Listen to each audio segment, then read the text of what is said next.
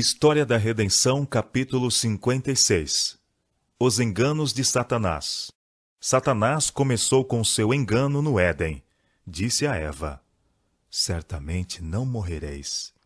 Esta foi a primeira lição de Satanás sobre a imortalidade da alma, e ele tem prosseguido com esse engano desde aquele tempo até o presente, e o conservará até que termine o cativeiro dos filhos de Deus. Foram-me indicados Adão e Eva no Éden.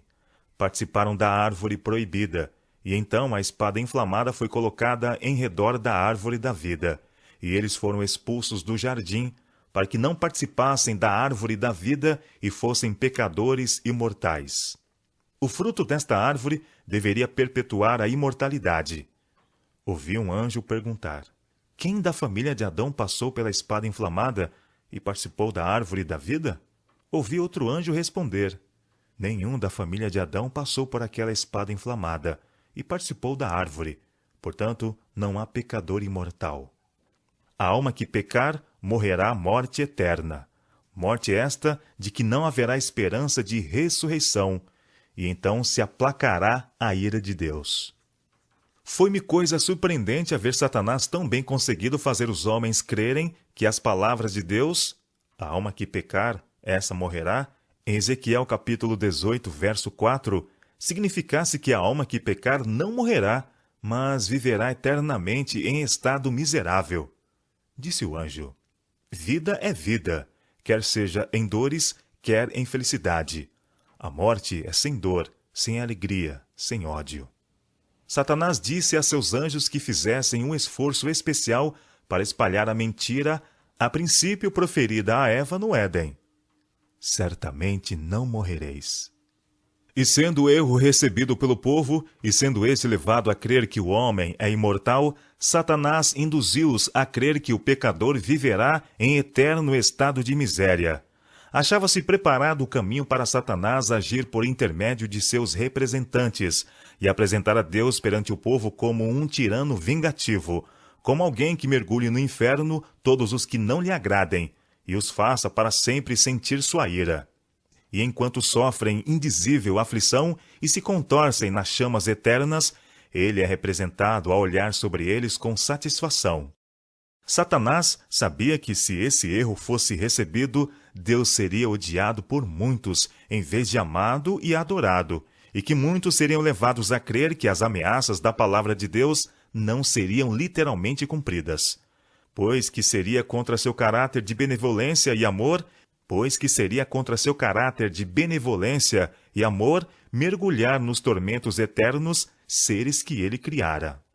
Outro exemplo que Satanás tem levado o povo a adotar consiste em não tomarem em nenhuma consideração a justiça de Deus e as ameaças de sua palavra, e representá-lo como sendo todo misericórdia, de modo que ninguém perecerá, mas que todos, tanto santos como pecadores, serão finalmente salvos em seu reino. Em consequência dos erros populares da imortalidade da alma e do intérmino estado de misérias, Satanás tira vantagem de outra classe e os leva a considerar a Bíblia como um livro não inspirado. Acham que ela ensina muitas coisas boas, mas não podem depositar confiança na mesma e amá-la, porque lhes foi ensinado que ela declara a doutrina do tormento eterno. Uma outra classe Satanás ainda leva mais longe, mesmo a negar a existência de Deus. Não podem ver coerência no caráter do Deus da Bíblia, se ele infligirá horríveis torturas a uma parte da família humana por toda a eternidade. Portanto, negam a Bíblia e seu autor, e consideram a morte como um sono eterno. Ainda há outra classe que é medrosa e tímida. A estes Satanás tenta para cometer pecado, e depois de haverem pecado, mostra-lhes que o salário do pecado não é a morte, mas vida em horríveis tormentos, a serem suportados pelas eras sem fim da eternidade, aumentando assim diante de seus espíritos fracos os horrores de um inferno eterno, toma posse de suas mentes e eles perdem a razão. Então Satanás e seus anjos exultam, e os incrédulos e ateus se unem a lançar o vitupério sobre o cristianismo. Pretendem que estes males são os resultados naturais de crer na Bíblia e seu autor, ao passo que são eles os resultados de receber a heresia popular. A Escritura como salvaguarda. Vi que o exército celestial estava cheio de indignação por causa desta ousada obra de Satanás. Indaguei por que se consentia que todos esses enganos se apoderassem da mente dos homens, quando os anjos de Deus eram poderosos e, sendo comissionados, poderiam facilmente quebrar o poder do inimigo. Vi então que Deus sabia que Satanás experimentaria todo artifício para destruir o homem. Portanto, fez com que sua palavra fosse escrita e esclareceu de tal maneira os seus propósitos com relação à raça humana que nem o mais fraco precisa errar. Depois de haver dado sua palavra ao homem, preservou-a cuidadosamente da destruição por Satanás e seus anjos, ou por qualquer de seus agentes ou representantes. Conquanto outros livros pudessem ser destruídos, este deveria ser imortal. E próximo do fim do tempo, quando aumentassem os embustes de Satanás, deveria ser multiplicado de tal maneira que todos os que quisessem poderiam ter dele um exemplar, e poderiam, assim desejando, armar-se contra os enganos e prodígios de mentiras de Satanás. Vi que Deus havia de uma maneira especial guardado a Bíblia, ainda quando da mesma existiam poucos exemplares, e homens doutos, em alguns casos, mudaram as palavras, achando que a estavam tornando mais compreensível, quando na realidade estavam mistificando aquilo que era claro, fazendo-a apoiar suas estabelecidas opiniões que eram determinadas pela tradição. Vi, porém, que a palavra de Deus como um todo é uma cadeia perfeita, prendendo-se uma parte à outra e explicando-se mutuamente. Os verdadeiros inquiridores da verdade não devem errar, pois não somente é a palavra de Deus clara e simples ao explanar o caminho da vida, mas o Espírito Santo é dado como guia na compreensão do caminho da vida ali revelado. Vi que os anjos de Deus nunca devem governar à vontade. Deus põe diante do homem a vida e a morte. Este pode fazer a sua escolha. Muitos desejam a vida, mas ainda continuam a andar no caminho largo. Preferem rebelar-se contra o governo de Deus, apesar de sua grande misericórdia e compaixão ao dar seu Filho para morrer por eles.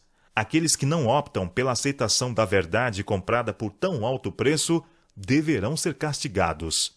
Vi, porém, que Deus os não encerraria no inferno para suportar a intermina desgraça, tampouco os levaria para o céu, pois colocá-los na companhia dos que são puros e santos fá-los-ia extraordinariamente infelizes. Ele, porém, os destruirá completamente e fará com que sejam como se não tivessem existido. Então sua justiça será satisfeita.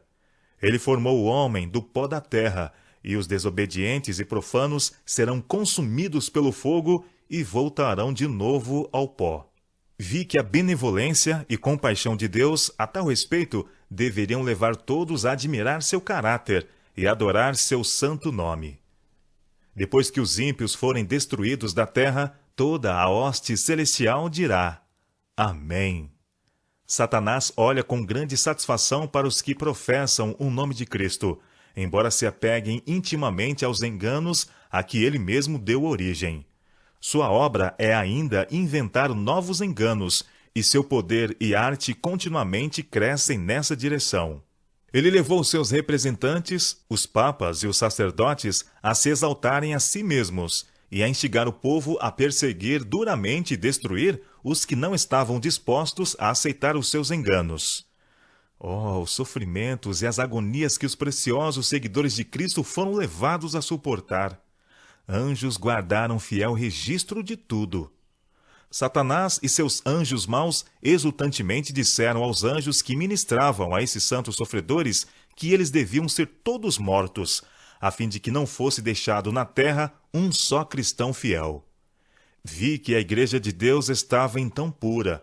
Não havia perigo de para ela entrarem homens de coração corrupto, pois os verdadeiros cristãos que ousaram declarar sua fé estavam em perigo de suplício no cavalete, na fogueira e em toda espécie de tortura que Satanás e seus anjos maus seriam capazes de inventar ou inspirar à mente dos homens.